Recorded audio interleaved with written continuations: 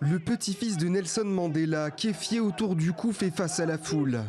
Il clame son soutien à la Palestine, tout un symbole pour cet héritier de la cause défendue par son grand-père, figure de la lutte anti-apartheid en Afrique du Sud. Des Sud-Africains vont debout contre la politique coloniale israélienne. Les Palestiniens attendent de nous que nous appelions non seulement les Sud-Africains, mais aussi le continent africain et la communauté internationale à les écouter. Aujourd'hui, nous sommes ici pour appeler notre gouvernement à couper les liens avec Israël. Un soutien historique à la lutte palestinienne pour un pays qui comprend peut-être plus que n'importe quel autre ce que vivent notamment les Palestiniens à Gaza.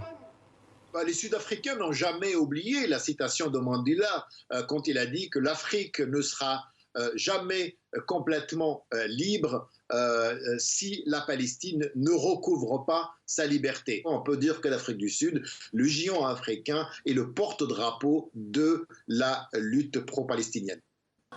Ailleurs sur le continent, les manifestations se multiplient comme ici au Kenya.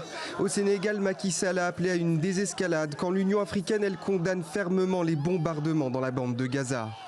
L'Union africaine, même si elle a toujours soutenu la cause palestinienne, n'aura pas plus de poids que l'Organisation de la coopération islamique, qui représente 57 États à majorité musulmane. Manifestement, seuls les États-Unis auraient la possibilité de tordre le bras aux deux protagonistes pour les mettre dans une table de négociation. Le Maroc a lui décidé d'acheminer de l'aide humanitaire aux Palestiniens et ce, malgré la normalisation de ses relations avec Israël en décembre 2020. Un soutien moral et humanitaire, seul véritable levier que les pays africains puissent actionner.